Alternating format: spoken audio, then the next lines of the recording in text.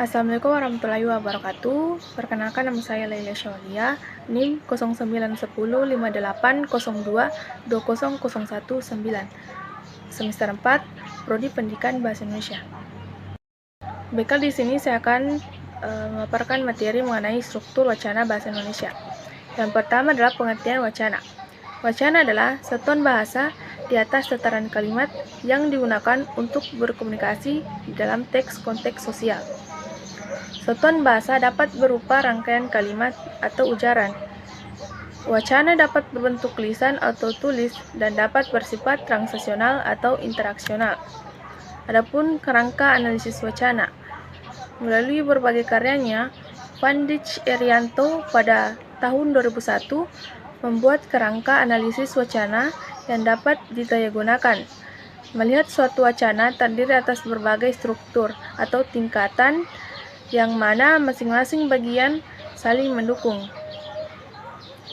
Dan juga Vandich Erianto membaginya ke dalam 3 tingkatan. Yang pertama adalah struktur makro. Struktur makro merupakan makna global atau umum dari suatu teks yang dapat dipahami dengan melihat topik dari suatu teks. Adapun yang kedua adalah struktur mikro, di mana makna wacana yang dapat diamati dengan menganalisis kata, anak kalimat, prafrase yang dipakai, dan sebagainya. Yang ketiga adalah superstruktur, adalah kerangka suatu teks bagaimana struktur dan elemen wacana ini disusun dalam teks utuh. Selanjutnya adalah struktur wacana bahasa Indonesia. Ada 3 bagian, yaitu yang pertama bagian perincian. Penyebabnya adalah bagian ini bersifat data-data yang hanya berfungsi sebagai pijakan awal dalam mengerjakan bagian-bagian selanjutnya. Yang kedua adalah bagian analisis. Bagian analisis berisikan pemaparan lebih mendalam mengenai data-data yang terdapat pada bagian perincian, pengolahan data-data. Dan terakhir adalah 3 pembagian simpulan.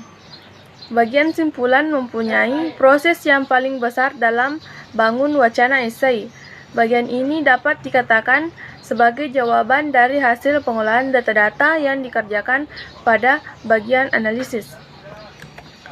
Itulah tadi sedikit pemaparan materi dari saya, kurang lebih mohon dimaafkan. Billahi fisabilillah haq fastabiqul khairat. Wassalamualaikum warahmatullahi wabarakatuh.